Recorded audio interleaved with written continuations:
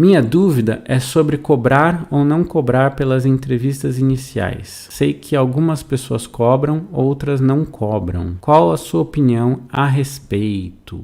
Muito legal.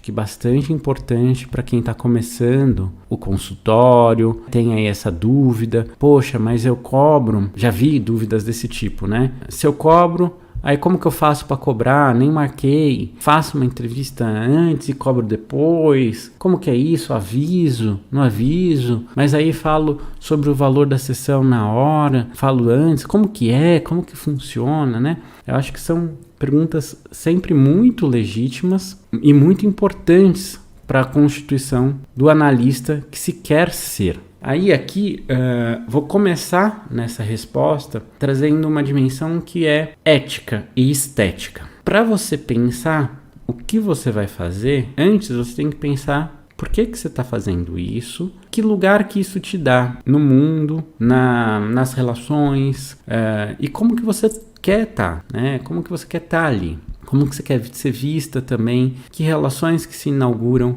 ali? Que momento de vida você está também? Porque às vezes faz sentido cobrar, às vezes não faz sentido cobrar. Mas o que eu acho que é interessante? O nosso trazer para essa resposta. O nosso trabalho, ele não é um trabalho que a gente ganha. Por mais que a gente possa colocar, né, o nosso ganho por sessões, o nosso ganho não é exatamente por sessão, como um médico faz por consulta. Por quê? Porque um paciente nosso, vamos supor que ele fique uma vez por semana, né, ele ocupa ali um lugar de consistência daquele tratamento, né? É importante quando a gente vai aceitar um paciente, até mesmo em relação a valores, né? Quanto vai pagar, quanto não vai pagar, enfim, que a gente possa aceitar o paciente e garantir, lembra que eu sempre digo que a gente está na posição de quem cuida, garantir para ele que a gente vai conseguir manter esse cuidado o tempo que ele precisar. Então, o valor que vai cobrar também tem a ver com isso, com quanto que você consegue garantir esse percurso, né? Que esse percurso possa se dar pelo tempo que o paciente necessite.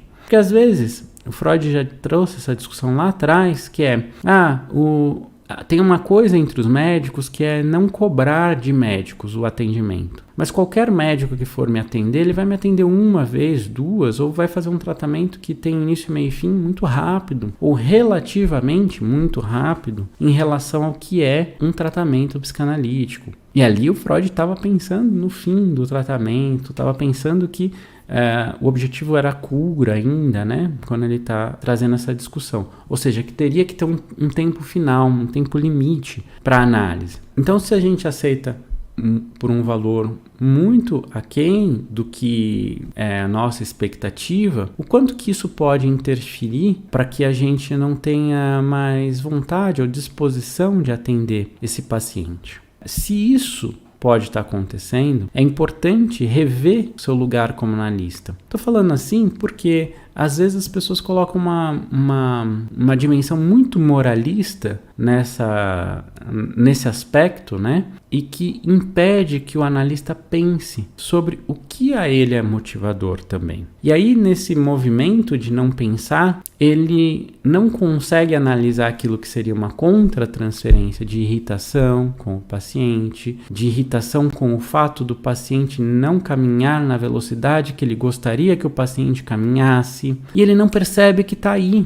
Ele quer que o paciente melhore rápido, por exemplo, porque está muito aquém do que ele gostaria que fosse os valores que ele acha que é justo pelas suas sessões. Então, tudo isso é importante de ser avaliado numa primeira consulta, nas entrevistas iniciais. Então, a entrevista inicial é um processo onde o analista entende o que está acontecendo com o paciente, ele entende o que está se passando na vida desse paciente, qual é o tamanho do problema ali, né? Se a gente consegue fazer sessões uma vez por semana, se a gente vai precisar de mais do que uma vez por semana, vão ser 2, 3, até que sejam, né? Hoje em dia é meio difícil pensar em mais do que 3 sessões, sobretudo pelo valor, né, das sessões, enfim. Pensar nesse projeto terapêutico individual para essa pessoa, mas também pensar que aquele momento é um momento onde o paciente também avalia você como analista. Avalia como você trabalha, como você fala, como você constrói as suas análises, como você o trata e como ele se sente naquele momento.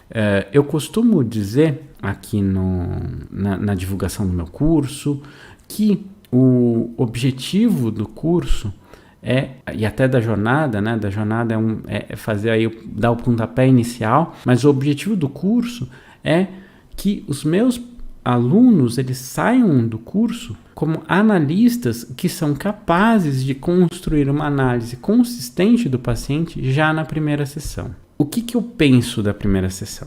Que essa primeira sessão ela é decisiva, se não a primeira, a segunda, a terceira.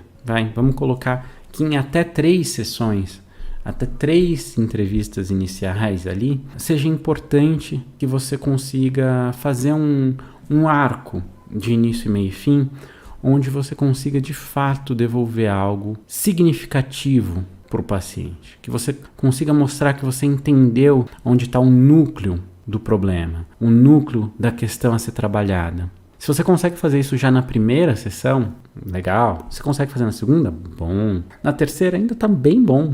Mas se você não consegue fazer, muito provavelmente o paciente não vai ficar. Não vai ficar. Ele não vai formar vínculo, ele não vai ficar. Ou ele pode até ficar e depois de um tempo não ficar e tal. Mas me parece ser muito significativo os primeiros atendimentos. E por esse motivo, como que eu aprendi a trabalhar ou determinei para mim a trabalhar, que é de uma forma que se o paciente não fica para os próximos atendimentos, eu não cobro. Mas se ele fica, é cobrado. Isso é uma coisa interessante e eu acho que principalmente para quem está começando é interessante. Porque se o paciente não vai ficar, você não fica preocupado numa cobrança de algo que não se deu. Mas se é algo que se deu, é porque tem um trabalho efetivo que está acontecendo ali. Quando eu digo efetivo, é que encontrou efeito do lado de lá. Bateu, ancorou. E desse modo, ele já vale por si. Faz sentido que ele seja cobrado. O outro também pode fazer? Pode. Mas isso é o que eu construí para mim, estou dividindo aqui com vocês dessa maneira, tá? Então, a pessoa, ela não ficando, não cobra também por uma postura de que ela pode, assim, procurar outro profissional, se ela assim entender. Se ela assim entender que é o melhor para ela. Então, ela pode ter uma outra experiência e passar por um outro processo. Isso vai funcionar a depender também do como está a agenda, a sua agenda, o quanto que você tem de disponibilidade para fazer dessa forma, o quanto que você também entende o próprio fazer clínico dessa maneira, ou o quanto está numa situação onde de fato você tem que dizer com antecedência ou de antemão, vai ter que se analisar um monte de coisas para se determinar o caminho melhor. Mas eu trouxe aqui uma situação que eu acho que pode fazer sentido para muitos analistas. Uma situação onde você pode, no ato mesmo de dizer dessa maneira, como eu fui falando, né, de dizer, olha, se você ficar para a gente desenvolver um trabalho junto, essas sessões são cobradas. Se você não ficar, elas não são, né? Ou ela não é. Que seja só uma que você faça. Você também vai determinar o quanto você precisa de mais ou não sessões ali iniciais, né? Entrevistas iniciais.